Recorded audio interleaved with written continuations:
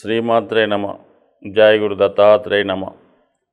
ఈ వీడియోలో మనం తులారాశి వారు జీవితంలో అదృష్టవంతులుగా మారాలంటే ఏ నియమాలు పాటించాలి, ఏ జాగ్రత్తలు తీసుకోవాలి అన్న విషయాన్ని మనం ఈ వీడియోలో పరిశీలించే ప్రయత్నం చేద్దాం. తులారాశి చాలా నిజాయితీగా అదృష్టవంతులుగా ఉండే రాశి. వీళ్ళు జన్మతానే అదృష్టవంతులుగా భావించవచ్చు. సో అలాగే వీళ్ళకి చాలా మొగమాటస్తులై ఉంటారు జీవితంలో. ఎవరు ఏది అడిగినా కూడా కాదనలేకపోతుంటారు. సో ఆ కారణం వల్ల ఏంటంటే వీళ్ళు చాలా సందర్భాల్లో వీళ్ళ అవసరానికి సరైనటువంటి సహకారం లేకపోవడం వల్ల ఇబ్బంది పడుతూ ఉంటారు. అయితే వీళ్ళ అవసరానికి వీళ్ళు ఎవరిని కూడా ఏమీ అడగలేకపోతుంటారు. ఉన్నదానితోనే అడ్జస్ట్ అయ్యే మనస్తత్వం సాధారణంగా ఈ రాశి వారికి ఎక్కువగా ఉండడం జరుగుతూ ఉంటుంది. అంటే ఈ రాశికి శుక్రుడు రాశ్యాధిపతి. శుక్రుడు యొక్క అధిదేవత లక్ష్మీదేవి.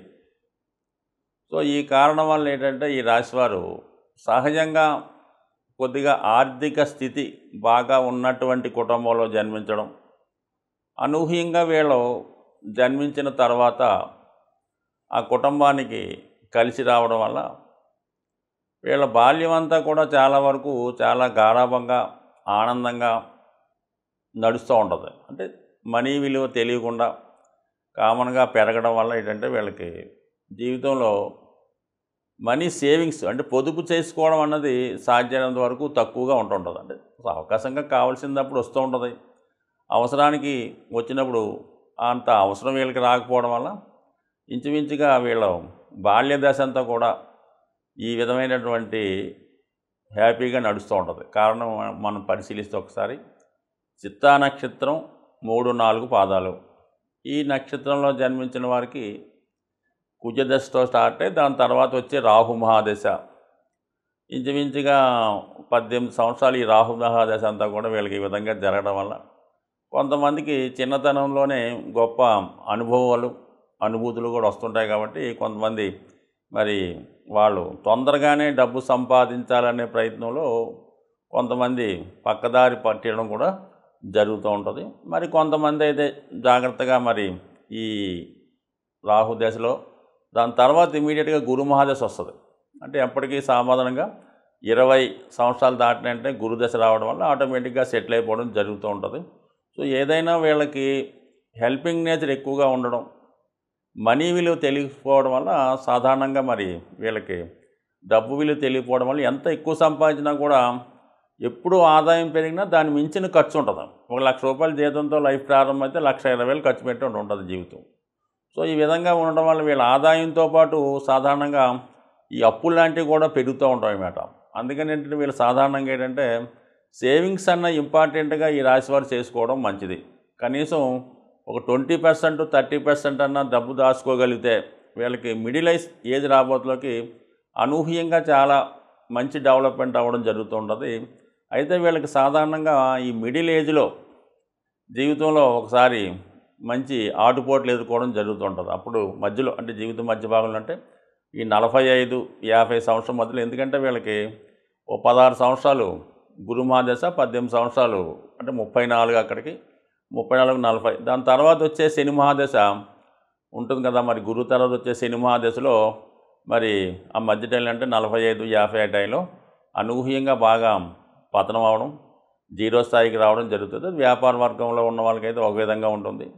ఉద్యోగస్తులకైనా తప్పనిసరి పరిస్థితుల్లో అప్పుడున్నటువంటి స్థితిని బట్టి ఏదో విధంగా ఒక అనూహ్యమైనటువంటి పెను తుఫాను ఎదుర్కోవడం వల్ల జీవితంలో స్ట్రగుల్ పడడం జరుగుతూ ఉంటుంది. అంటే ఈ నక్షత్రం రాశిలో ఉన్నటువంటి నక్షత్రం ఈ స్వాతి నక్షత్రం కూడా దీనికి రాహు అధిదేవత అవ్వడం వల్ల ఖచ్చితంగా జీవితంలో ఒక జర్క్ ఇవ్వడం జరుగుతూ ఉంటుంది అన్నమాట. ఒక స్ట్రోక్ ఇచ్చిన తర్వాత మళ్ళీ జీవితంలో సరిదిద్దుకొని మళ్ళీ ఉన్నత స్థాయికి రావడం జరుగుతూ ఉంటుంది. కాబట్టి ఈ మిడిల్ ఏజ్లో వచ్చినటువంటి పెను తుఫాన్ అంటే ఇంచుమించుగా 40-45 అనుకుందాం, పోనీ 50 అటు ఇటులో మరి అది దాటగలిగితే దాని తర్వాత చాలా అదృష్టమైనటువంటి జీవితం రావడం జరుగుతూ ఉంటుంది.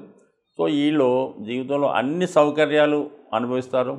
ఒకవేళ ఒక వాహనం ఉన్నా, ఒక గృహం ఉన్న అది అందరికీ కూడా చాలా డిఫరెంట్గా ఉంటుంది. ఎవరికి లేని విధంగా అత్యంత ఖరీదైనవిగా ఉండడం జరుగుతూ ఉంటుంది. సో ఈ విధంగా సాధారణంగా వీళ్ళు ఒకే వృత్తి కంటిన్యూ అవ్వదు. జీవితంలో ఒక వృత్తిలో స్టార్ట్ చేసి అనూహ్యంగా అది రాజకీయ రంగంలోకి కానీ సేవా రంగంలోకి వెళ్తూ ఉంటారు. బట్ ఏదైనా వీళ్ళు జీవితంలో ఎక్కువ చేయవలసింది వీళ్ళ సేవింగ్స్ ఎక్కువ పొదుపు చేసుకోవడం మంచిది. దాని తర్వాత ఏంటంటే మరి వివాహ విషయంలో కొంతవరకు వివాహం తర్వాత ఎక్కువ అభివృద్ధి రావడం చాలామందిలో కనబడుతుంటుంది. అయితే చాలామందిలో వివాహ జీవితంలో కొంత ఇబ్బందులు రావడం కూడా జరుగుతుంటాయి. అంటే వీళ్ళకి సప్తమ స్థానాధిపతి కుజుడు, మరి రెండో స్థానానికి కూడా కుజుడు, ఈ రెండు కూడా మారక స్థానాలు అవడం వల్ల మరి వివాహం తర్వాత కొంతమందికి కొన్ని ఆటుపోట్లు ఎదుర్కోవడం జరుగుతూ ఉంటుంది. అది మరి కొంతమంది విషయంలో కలిసి రావడం కూడా జరుగుతుంటుంది. ఎందుకంటే ఇది ఒక విధమైన గొప్ప కాంబినేషన్ అన్నమాట. ఈ కుజ శుక్రులు ఎవరి జీవితంలో కలిసి ఉంటారో వాళ్ళు ఖచ్చితంగా ఈ వివాహపరమైనటువంటి సమస్యలు, ఇష్టమైన వారిని ప్రేమించిన వారిని వివాహం చేసుకోలేకపోవడం, తప్పనిసరి పరిస్థితుల్లో వేరే వారిని తీసుకొని జీవితాన్ని లీడ్ చేయవలసి రావడం, ఇవన్నీ కూడా మిగతా జాతకాన్ని బట్టి మరి నవాంశను బట్టి రకరకాలుగా ఆధారపడి ఉంటాయి. కానీ కామన్గా మాత్రం కొన్ని విషయాల్లో మాత్రం వివాహ జీవితం కొంతమందికి ఇబ్బందికరంగాను, కొంతమందికి చాలా ఆనందదాయకంగాను, ఇది కామన్ పాయింట్ అయినప్పుడు కూడా అది కొన్ని బ్యాలెన్స్గా అవుతుంటాయన్నమాట. సో ఈ రాశివారు ఎక్కువగా లక్ష్మీ అమ్మవారిని పూజించుకోవాలి. శుక్రుడు అధిదేవత అవడం వల్ల లక్ష్మీ అమ్మవారిని పూజించుకోవాలి. శ్రీ సూక్తం, కనకదార స్తోత్రం, లక్ష్మీ స్తోత్రం ఇంపార్టెంట్గా చదువుకోవాలి. ఇంకొక ముఖ్యమైన విషయం ఏంటంటే ఇదే రాశిలో రవి నీచపడుతుంటాడు. ఈ రవి నీచపడడం వల్ల అంటే వీళ్ళకి మనసులో ఆంతర్గతంగా ఇన్ఫీరియారిటీ కాంప్లెక్స్ ఉంటుంది. అది ఎవరిని కొంత గమ్ముని పెద్దవాడిని కలుసుకోలేకపోవడం, మనసులో ఉన్న మాట చెప్పలేకపోవడం జరుగుతూ ఉంటుంది. అయితే వీళ్ళు కంపల్సరీగా రవిని డెవలప్ చేసుకోవాలన్నమాట. అంటే ఖచ్చితంగా వీళ్ళు ఆదివారం రోజు నియమంగా ఉండడం, ప్రతిరోజు సూర్య నమస్కారం చేసుకోవడం వల్ల మరి ఎప్పుడైతే రవి స్ట్రెంత్ అయ్యాడో వీళ్ళు చాలా వృత్తిపరంగా చాలా ఉన్నత స్థాయికి వెళ్ళడం జరుగుతుంది. రవి ఈ రాశిలో నీచపడడం వల్ల ఉద్యోగపరంగా కూడా వీళ్ళు అధికారులతో సరైనటువంటి అవగాహన లేకపోవడం వల్ల ఉద్యోగపరమైన ఇబ్బందులు ఎదుర్కొంటూ ఉంటారు. ఎవరైతే ఉద్యోగపరమైన ఇబ్బందులు ఎదుర్కొంటారో వాళ్ళు ఖచ్చితంగా సూర్యభగవాన్ని ఆరాధించడం వల్ల కంపల్సరీగా వృత్తిలో చాలా అభివృద్ధి చెందే అవకాశం ఉంది. అలాగే శని ఇదే రాశిలో ఉచ్చ పొందడం వల్ల చాలా ప్రజాబలం వీళ్ళకి ఎక్కువగా ఉంటుంది. కాబట్టి వీళ్ళు పబ్లిక్ రిలేషన్స్ ఉన్నటువంటి వృత్తుల్లో అంటే సినిమా రంగం కానీ రాజకీయ రంగం కానీ ఈ పబ్లిక్ రిలేషన్ ఉన్నటువంటిలో చాలా బాగా రాణించగలుగుతుంటారు. అలాగే వ్యాపార పరంగా ఒక విధంగా వీళ్ళకి ఉద్యోగం కన్నా వ్యాపారమే చాలా అనుకూలంగా వస్తుంది. కానీ పొదుపు మనీ విలువ తెలియకపోవడం వల్ల ఎక్కువగా నష్టపోవడం జరుగుతుంటారు. కాబట్టి వీళ్ళ జీవితంలో డబ్బు జాగ్రత్త చేసుకోగలిగితే వీళ్ళ జీవితం ఏ రోజు లోటు రాకుండా అనుకూలంగా ఉండే అవకాశం ఉంటుంది. సాధారణంగా మనం ఈ గోచార ఫలితాలు పరిశీలించినప్పుడు వ్యక్తిగతంగా వారి రాశులను బట్టి కాకుండా సహజంగా ఏర్పడే కొన్ని గ్రహాల కలయికలు జాతకులు అందరి మీద ప్రభావం చూపిస్తూ ఉంటుంది. అంటే సహజ రాశి చక్రం అయినటువంటి ఉంటుంది. అంటే అది మేషం లగ్నంగా తీసుకొని 12 భావాలు లెక్కేయడం జరుగుతూ ఉంటుంది. సో ఈ భావాల్లో కొన్ని గ్రహాలు బలంగా ఉన్నప్పుడు అవి జాతకులు అందరి మీద ప్రభావాన్ని చూపడం జరుగుతూ ఉంటుంది. మరి ఇప్పుడు ఈ సహజ రాశి చక్రంలో ఈ కుజ రాహులు 12వ స్థానంలో సంచరించడం వల్ల ఒక విధంగా కొంత అవినీతి కార్యక్రమాలు, అక్రమాలు, అది దోపిడీలు అనుకోవచ్చు, రోడ్డు ప్రమాదాలు అనుకోవచ్చు, అన్యాయంగా ప్రవర్తించడం అనుకోవచ్చు, దుర్మార్గంగా ఇవి కొద్దిగా ఈ లోకంలో, ఈ ప్రపంచంలో, ఈ దేశంలో ఎక్కువయ్యే అవకాశం ఉంటాయి. సో ఈ దౌర్జన్య కార్యక్రమాల వల్ల సాధారణ వ్యక్తులు, మధ్యతరగతి కుటుంబాలు చాలా వరకు ఇబ్బంది పడుతూ ఉంటారు.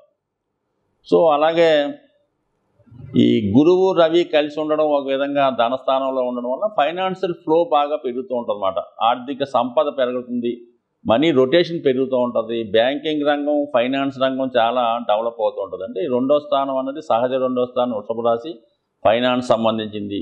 ధనకారకుడు అక్కడ సంచరించడం వల్ల ఫ్లో ఆఫ్ మనీ ఎక్కువ పెరుగుతుంది. ప్రభుత్వం వారి దగ్గర కూడా మరి వాళ్ళ యొక్క సంపద పెరగడం వల్ల ప్రభుత్వాలు బలంగా తయారవుతాయి. సో ఆ కారణం వల్ల ప్రజలకి సౌకర్యవంతమైన జీవితం రావడం జరుగుతూ ఉంటుంది అన్నమాట.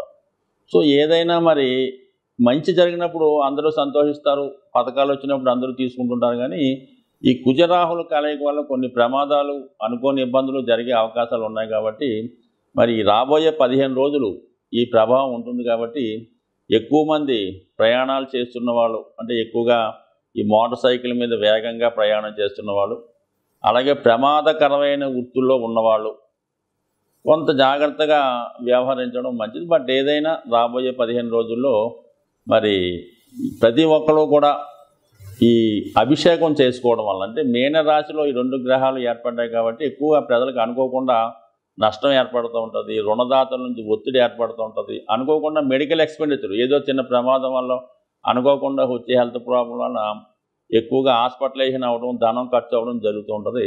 అంటే ఈ ధనం ఖర్చు అవ్వడం కంటే మనకి ఎక్కువ మోసం రూపంలో పోతుంటుంది. ఏదో చిన్న హెల్త్ ప్రాబ్లం ఉంటుంది, దాన్ని ఏదో పెద్దగా చెప్పి ఒక 1000 రూపాయలతో పోయేదానికి ఒక 10,000, 1,00,000 రూపాయలు కూడా ఖర్చు పెట్టించవచ్చు. ఇటువంటి వాటి నుంచి తప్పించుకునే ప్రయత్నంలో మరి ఎక్కువగా ఈ రాహువుకి కుజుడు జలతత్వంలో కలిసి ఉండడం వల్ల మీరు లక్ష్మీ నరసింహస్వామి దేవస్థానం మనకి యాదగిరి గుట్ట, అలాగే మంగళగిరి, మరి అలాగే సింహాచలం వంటి ఈ లక్ష్మీ నరసింహస్వామి దేవస్థానంలో లోకల్గా ఉన్నటువంటి టెంపుల్ ఏమన్నా ఉంటే అటువంటి టెంపుల్లో విధి విధానంగా మరి స్వామికి పానకంతో అభిషేకం చేయడం వల్ల కానీ, లేదంటే పానకం నైవేద్యంగా పెట్టడం వల్ల, ఇవన్నీ కుదరని వాళ్ళు ఇంటి దగ్గరే మరి లక్ష్మీ నరసింహస్వామికి పానకాన్ని నైవేద్యంగా పెట్టడం వల్ల ఇటువంటి విపత్తుల నుంచి తప్పుకునే అవకాశం ఉంటుంది. స్వస్తి.